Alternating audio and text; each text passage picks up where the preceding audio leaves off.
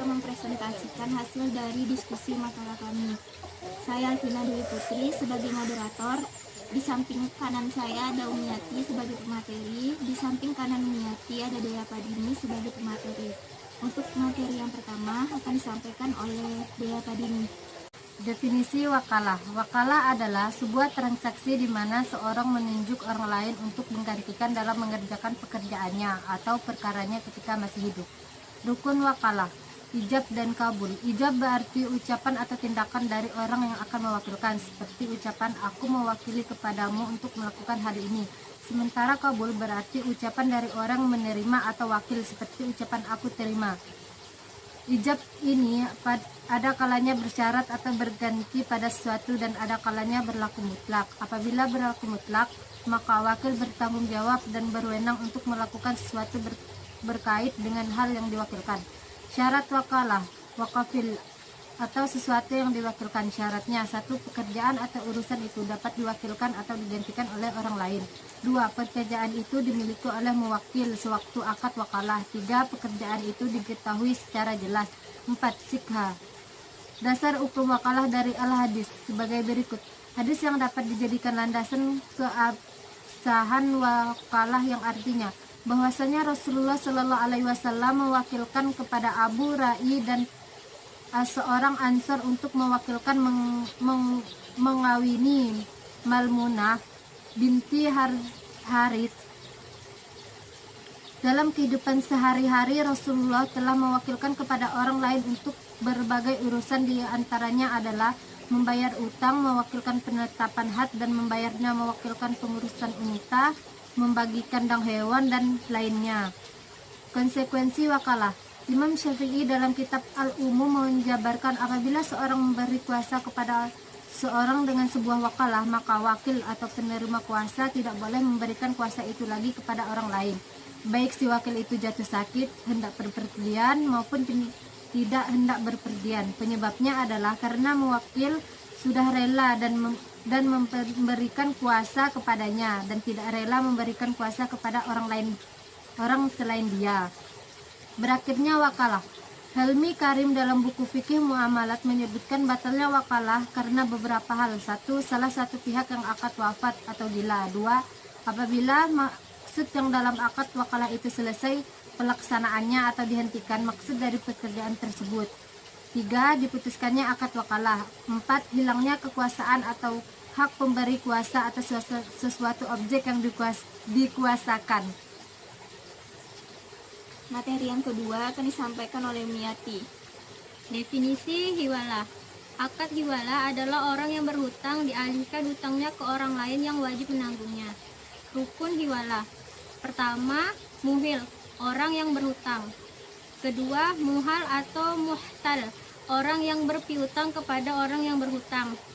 Yang ketiga, muhal alaih, orang yang berhutang kepada orang yang berhutang dan wajib membayar kepada orang yang berpiutang. Keempat, muhal bih, hutang orang yang berhutang kepada yang berpiutang. Kelima, ijab kabul. Syarat-syarat hiwalah. Muhil atau peminjam, muhal atau pemberi pinjaman, muhal alahi atau penerima hiwalah, muhal bih atau hutang.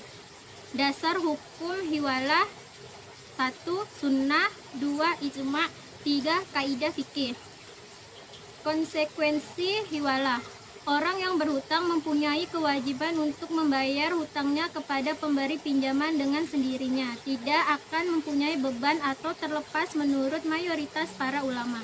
Sedangkan kewajiban yang selama pihak ketiga belum melunasinya kepada muhal akan terus masih tetap ada menurut minoritas ulama mazhab Hanafi seperti Kamal bin Hummah.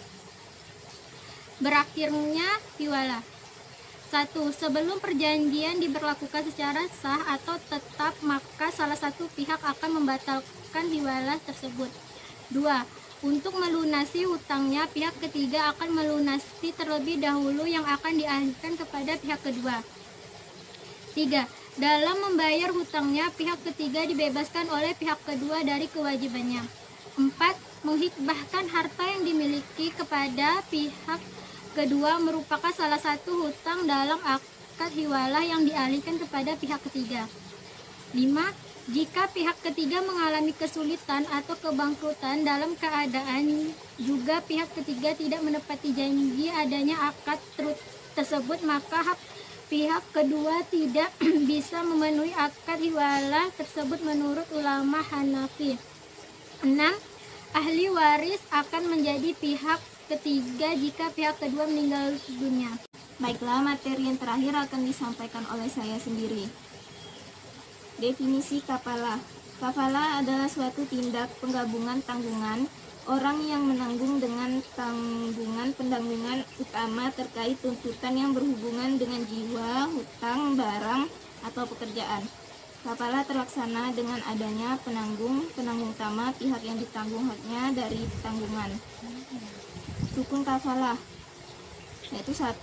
Orang yang menjamin atau penjamin, 2. Orang yang diberikan jaminan, 3. Orang yang dijamin, 4. Objek jaminan, biaya berupa hutang, uang, barang, atau orang, 5. Akad atau ijab.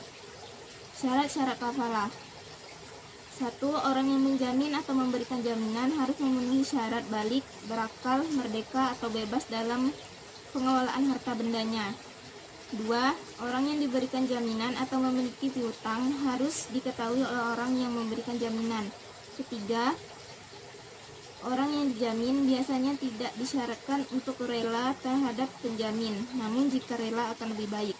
4. Yaitu orang yang berupa barang atau orang. Syarat untuk barang atau orang yang menjadi objek jaminan adalah dapat diketahui dan sudah ditetapkan. 5.